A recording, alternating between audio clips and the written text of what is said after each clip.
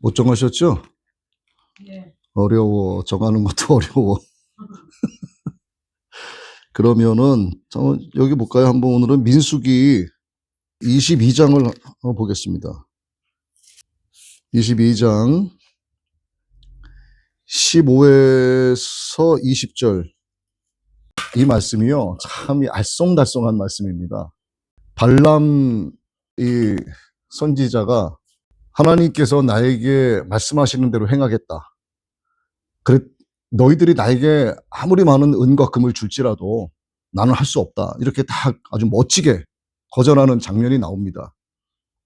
근데 결국은 너희들도 멀리서 왔으니 내 집에서 오늘을 유숙하라. 이 밤에 하나님께서 나에게 무슨 말씀을 하시는지 내가 한번 보겠다. 먼저 이러는 거예요. 왜 이랬을까? 여지를 두는 겁니다. 마음이 지금 흔들리고 있거든요, 발락이. 은금을 너에게 주겠다. 그리고 발락이 네가 나에게 행하라 하는 대로 내가 다 행하겠다. 너는 말만 하라. 내가 시행하겠다. 발람이 이 당시에 권위가 있고 재물도 많은 이 발락이 자기한테 막 이렇게 호의적으로 대해주고 은과 금과 폐물로 막 자기를 오게 만들고 네가 무슨 말을 하든 내가 다 하겠다 이렇게 얘기하니까 좀 우쭐해진 게 있는 겁니다. 그런데도 자기가 요즘으로 말하면 목사란 말이에요. 목사가 재물에 흔들리면 안 되잖아요. 그런데도 흔들리는 거야. 그러면 단호하게 거절해서 가라 이래야 되는데 오늘은 여기서 자라 이렇게 되는 거예요. 하나님께서 오늘 밤에 내가 기도할 터인데 나에게 뭔가 말씀하실 것이다 라고 지금 20절에 19절에 이렇게 이야기하고 있는데 성경에 기록이 되어 있지 않지만 이 중간을 제가 말을 만들어서 굳이 집어넣자면 이랬을 것 같아요. 하나님이 너희를 이곳에 보내신 분명한 이유가 있을 거라고 나는 본다. 하지만 너희가 나에게 말하는 것은 옳은 것은 아니다. 그러나 그렇더라도 하나님이 너희를 나에게 보내셨으니 나에게 무슨 말은 하시지 않겠느냐. 너희가 나에게 원하는 대로 내가 다 말하지는 못하더라도 일단은 여기서 하룻밤을 지내봐라. 내가 이 밤에 한번 기도해 보겠다. 이런 식으로 이야기했을 것 같아요. 그리고 이제 기도를 했겠죠. 그런데 자기의 뜻을 이미 딱 세워놓은 거야. 그리고 하나님 앞에 기도하는 거예요. 주여 나에게 말씀하시는 대로 행하겠나이다 했는데 이미 나는 뜻을 정해놨어. 그거예요. 그러면 주여 자꾸 나의 마음에 이러한 뜻이 정해지는데 이게 아버지의 뜻입니까? 근데 이거 자기의 뜻이거든. 그러면서 아침에 딱 깨고 나서 이야기하는 거예요. 하나님께서 나에게 이렇게 말씀하셨는데 그래 한번 가보자 이렇게 되는 거. 얘는 마음이 이미 간 거야 여기에. 지금 이게 그 내용이란 말이에요. 이 발락이라는 사람이 끊임없이 유혹을 합니다. 유혹하는 내용은 다른 거 없어요. 금은 보화 재물을 많이 주겠다. 네가 나에게 말하는 무엇이든지 간에 내가 지금 권세가 있지만 내가 네 말대로 행하리라. 이렇게 이야기하니까 발람의 입장에서는 기분이 좋은 겁니다. 야, 나를 이렇게 인정해 주는구나. 10번 찍어 안 넘어가는 나무 있어요, 없어요? 그렇죠. 다 넘어가는 겁니다. 이 발람이라는 이 선지자는 말이죠. 메소포타미아에 살고 있는 브돌의 주민이었어요. 메소포타미아의 브돌이라는 마을의 주민이었는데 점술가에 가깝습니다. 실제. 그러니까 하나님의 선지자로 보기가 조금 어려운 게 있어요. 그런데 외부 사람들이 봤을 때는 그래도 자기들과는 거룩히 구별됐다라고 사람의 관점으로 그를 보니까 마치 하나님의 선지자와 같은 거야. 그런데 역사적 기록에는 점술가 쪽으로 가깝게 기록을 하고 있어요. 이 발람에 대해서. 이스라엘 백성이 가나안 땅에 들어가려고 할 때 모압 땅의 왕의 이름이 발락이라는 사람이었어요. 자, 이스라엘 백성이 가나안 땅으로 들어갑니다. 광야 가운데 있죠. 그때 모압 땅을 지나가야 되는데 이 모압의 왕이 발락이야. 근데 이 발락이 발람한테 요구하는 것은 이스라엘 백성을 저주해달라 그 얘기예요. 근데 발람의 입장에서는 어떻게 내가 하나님의 백성을 하나님의 일을 하는 내가 저주를 하겠느냐. 그럴 수 없다라고 단호하게 거절을 해요. 그런데 10번 찍어 안 넘어가는 나무 없다고 계속해서 찾아오는 거야. 그 한마디만 딱 해주면 된다. 딱 한마디만 해주면 된다. 그랬더니 결국 결정을 내린 것이 일단 알았으니까 이 집에서 거해봐. 내가 하나님께 이 밤에 기도해 볼게. 이렇게 하면서 이미 자신의 마음이 넘어간 것에 대해서 그들에게는 말하지 않았지만 그들의 표정에서 나타나는 거예요. 그럼 이들이 찾아왔을 때 발람이 하는 이야기를 듣고 어떻게 생각을 했을까요? 저거 다 넘어왔다. 저거 끝났어 이제. 우리 밥이야. 그렇지 않았으면 이 사람들이 말 타고 왔을진데 돌아가라고 하면 그만인데 가란 소리 안 하거든요. 그러니까 결국 하나님의 뜻인 양 자기의 뜻을 관철하기 위해서 자기가 일평생 동안 데리고 있었던 나귀를 데리고 짐을 싣고 길을 가는데 나귀가 발람의 길을 막아버리지 않습니까? 그랬더니 발람이 뭐라고 그래? 아, 이놈의 나귀 새끼가 제정신인가 이게 미쳤나? 나귀를 때리잖아요. 너 뭐 하는 짓이냐? 그랬더니 하나님께서 나귀의 입을 열어서 말씀하시잖아요. 내가 평생 동안 주인을 이렇게 섬겼거늘 어찌하여 나를 이렇게 때리냐라고 얘기하잖아요. 결국 저쪽을 보라 했더니 탁 저쪽을 쳐다보니까 하나님의 사자가 딱 칼을 들고 서 있는 것을 환상으로 보게 되는 겁니다. 이 모압 땅의 왕인 발락이 이스라엘을 저주하도록 두둑한 복채를 주는 거예요. 자, 이 부탁을 하는 발락과 발락의 신하들은 하나님의 선지자에게 재물을 바치는 것이 아니라 거룩히 구별된 것을 드린 것이 아니라 점술과 무당들에게 주는 그냥 복채에 불과한 겁니다. 근데 발람은 어떻게 생각했냐면 복채가 아니라 나를 인정해 준다고 생각을 하는 거예요. 그러니까 생각 자체가 완전히 다른 겁니다. 처음에는 하나님의 지시가 강하게 있었어요. 그래서 거절을 합니다. 민수기 22장 7절과 14절에 보면 거절하는 장면이 나와요. 단호하게. 그러나 계속 찍으니까 끼우러지기 시작을 하는 거야. 너를 존귀하게 해주겠다. 뇌물을 준다. 이렇게 유혹을 하니까 결국은 마지못해 못 이기는 척하면서 따라가기 시작을 하는 거죠. 발람은 여호와 하나님의 알고 그 뜻대로 따르려고 하긴 했었어요. 그런데 존귀함, 또 많은 재물 이렇게 유혹을 하니까 마음이 흔들리는 장면을 이런 우리가 오늘 읽은 말씀을 통해서 볼 수가 있습니다. 분명히 하나님께서 발락에 대한 태도를 지시하신 것을 들었어요. 20절 말씀에 하나님이 발람에게 임하여 이르시되 그 사람들이 너를 부르러 왔거든 일어나 함께 가라. 그러나 내가 네게 이르는 말만 준행할지니라. 하나님으로부터 어떤 말씀을 듣긴 들었어요. 그런데 그럼에도 불구하고 더 좋은 조건으로 유혹을 합니다. 처음에 발락이 왔을 때 유혹했던 그 조건보다 더 좋은 조건을 제시하는 거예요. 그러자 이 뇌물에 미련이 생기기 시작을 하는 겁니다. 하나님은 분명히 하나님의 뜻을 구하고자 애써 거절했었던 발람을 여기까지는 그래도 귀히 여기셨어요. 그래서 발람에게 무엇인가 말씀은 해주십니다. 그런데 이미 자기의 뜻은 정해져 있는 거야. 가서 하나님의 말씀대로 해봐야지 하고 있지만 이미 가는 동안에 그는 하나님의 말씀대로 준행하겠다라고 하는 것보다도 그의 생각이 재물 쪽으로 기울어지기 시작을 한 겁니다. 발락이 자기에게 제시한 여러 가지 좋은 조건들을 자꾸 생각을 하면서 걸어가는 거야.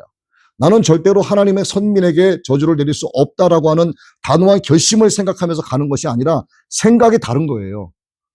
그러자 하나님께서 나귀를 통해서 그의 발걸음을 막아버리신 겁니다. 하나님은 그에게 말씀하셨어요. 내가 내게 이르는 말만 준행할지니라. 맞아요. 그런데 중간에 하나님이 막으신 거야, 이거를. 왜? 그의 생각이 다른 쪽으로 기울어지기 시작을 했기 때문에.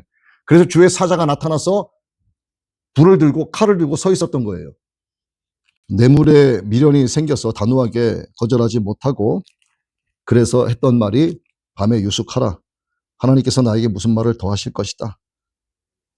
이게 여기서부터 이미 이 사람은 한 걸음 뒤로 물러나는 모습을 우리가 읽을 수 있어요. 정말 단호하게 거절한다면 틈을 내줘서는 안 되는데 이미 이 발람이 자기 집을 내주었다라는 것은 기록된 말씀으로는 표면적으로는 집이에요. 그런데 이것은 영적으로는 집이 아니라 자기 마음의 일부를 그들에게 이미 다 내어준 겁니다. 그랬더니 그들은 기록되어 있지 않지만 얘기했겠죠. 저놈 다 넘어왔어. 야, 우리가 이겼다. 예수님의 이름을 부르는 자마다 단호하게 이런 불의에서 떠나야 하는데 이 불의 근처에서 얼씬거리는 것은 이미 불의를 범하는 것과 같아요. 자, 동성애를 좋아하는 사람이, 남자가 이 동성애를 자꾸 생각을 하는 거야. 근데 그가 예수님을 잘 믿어.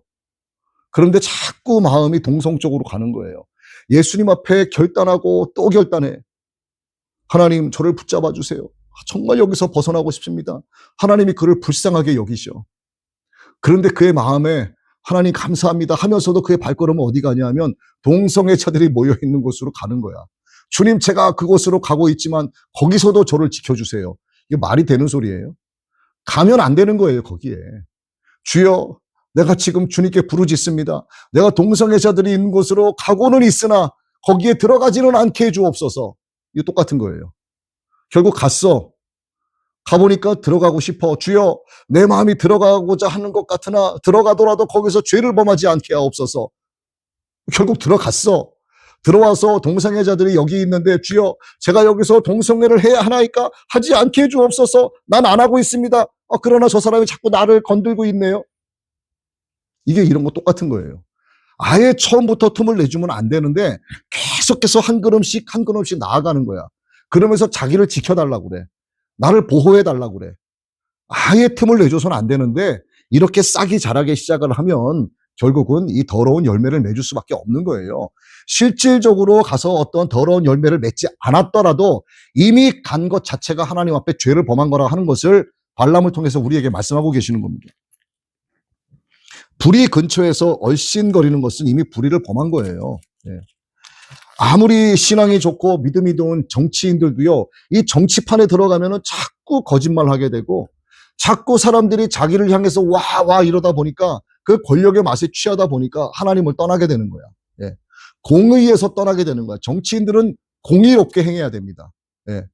국민들이 뽑아줬기 때문에 정말 국민들의 입장에서 공의로운 정치를 해야 되는데 공의로운 정치하는 사람이 정말 몇이나 있어요. 물론 하는 분들도 계시겠지만 대부분은 그렇지 않은 겁니다. 그러니까 불이 가까이 가니까 자꾸 불의해지는 거예요. 그러면 오늘 하나님께서 우리에게 말씀하시는 이러한 세상적인 유혹에 대한 성도의 태도는 어떠해야 되겠는가 하는 거 말씀하시는 거 아니겠습니까? 유혹을 단호히 물리쳐야 되는 건 마땅한 거죠. 마태복음 5장 29절에서도 30절에서도 이 유혹에 대해서 어떻게 해야 되는지에 대한 말씀이 기록이 되어 있습니다. 그리고 마귀는 어떤 자냐 하면 꾀하는 자예요. 꾀하는 자. 이렇게 살짝 꾀서 끌고 가는 거예요. 이 꾀한다는 영적인 의미가 뭐가 있냐면 방황시키게 만드는 겁니다. 안정되지 못하게 하고 자꾸 흔들리게 만드는 거예요. 방황시키는 거. 막 떠돌아다니게 만드는 거. 이 떠돌아다니게 한다는 거, 방황하게 만든다는 것은 제 갈 길을 가지 못하게 한다는 또 다른 의미가 있습니다. 그러니까 마귀가 꾀한다라는 의미에는 방황시키는 것, 그리고 제 갈 길을 가지 못하게 하는 것, 갈짓자로 가는 거예요. 성도들이 가는 길은 좁은 길이란 말입니다. 근데 좁은 길, 저 멀리 넓은 길이 있는 게 아니라 좁은 길이 이렇게 있으면 여기 넓은 길이 붙어 있는 거예요. 그러니까 마귀가 딱 미혹하니까 이렇게 가다가 여기서 이렇게 가는 거예요. 어그적 한 발짝 이렇게 넓은 길 좁은 길 넓은 길 좁은 길 계속 가다 보면 어떻게 돼? AC 하고 탁 이리 옮겨가는 거예요. 그럼 이 길로 가게 되는 거야. 이게 마귀가 처음부터 그렇게 확 잡아당기지 않아요. 딱 걸고 놔두는 거야. 자, 그럼 마귀가 꾀하고 미혹할 때 이걸 피해야 할까요? 아니면 2번 대적해야 할까요? 대적해야 되는 거야. 마귀가 미혹하는 것에 대해서는요, 피한다고 되는 게 아니에요. 마귀의 틈타는 것은 피한다고 피해지지 않습니다. 이것은 대적해서 싸워야 되는 거야. 그래서 성경에서 왜 성도들을 군사라고 합니까? 왜 십자가 군병이라는 찬양을 하냐고요. 군사는 싸우는 자예요. 영적 군인들은요, 전쟁에 쉼이 없습니다. 영적인 휴가가 전혀 없어요. 영적인 휴가는 우리의 육의 문을 열고 우리의 혼이 하나님을 향하여 나아갈 때 그 전쟁이 끝나는 거야. 여기서는 승리했을 때 하나님 앞에 가서 잘했다, 넌 이기는 자다 칭찬받는 거야. 지금까지는 우리는 계속 싸우고 있는 중이에요. 그렇기 때문에 마귀가 나를 대적 오려고 했을 때 이거 살짝 피하는 게 아니라 맞서 싸워야 되는 거예요. 근데 지금 맞서 싸워야 된다라고 하는 말씀을 생각했을 때 이 발람의 모습을 한번 생각을 해보세요. 발람은 어떻게 했습니까? 맞서 싸웠어요? 아니면 피하려고 피하긴 했어요? 피하려고 피하긴 한 거야. 하나님이 내게 이르시는 대로 하겠다. 그러니 그는 마음속에 스스로 자기 스스로를 위로한 겁니다. 저들은 저렇게 나를 미혹하고 재물로 나를 이렇게 잡아 끌려고 했지만 난 그래도 하나님께서 내게 주시는 말씀대로 하려고 대답을 했으니 하나님 저 잘했죠, 이렇게 되는 거예요. 근데 하나님 그 중심을 아시잖아요. 결국 자기 마음을 내준 것이 이 자기 집에서 유숙하라라고 한 이야기란 말이에요. 결국 쫓아가고 하나님의 말씀대로 행하려고 했는데 조건이 바뀌는 거야. 야, 내가 너에게 뭐 3천만 원짜리 자동차 준다고 했지? 아니야. 내가 너한테 1억짜리 자동차 줄게. 내가 너에게 5천만 원짜리 피아제 시계 선물해 줄게. 어때? 거기에다가 평생 골프 이용권 주고 내가 너한테 50평짜리 집 한 채 줄게. 딱 한마디만 해. 내가 네 말하는 대로 할게. 그럼 그에게 어떤 생각이 들까요? 한마디 할까? 이렇게 되는 거예요. 한마디 하고 이 재물 나에게 주는 거 다 팔아서 하나님께 드릴까? 이렇게도 생각이 되는 거예요. 예. 이 발람의 모습은 발람의 문제가 아니라 오늘 저의 문제, 여러분 개개인의 문제와 똑같은 겁니다. 예. 이게 꼭 돈의 문제가 아니잖아요. 우리가 이 세상 살아가는데 미혹하는 사탄이 꿰는 그 모든 요소들을 가리키는 거잖아요. 그럴 때 결론적으로 다시 말씀드리면은 피하지 마시고 대적해서 싸워라. 그래야만 이긴다. 끊임없는 유혹 속에서 여러분 이기는 자들이 되시기를 예수님의 이름으로 축복합니다.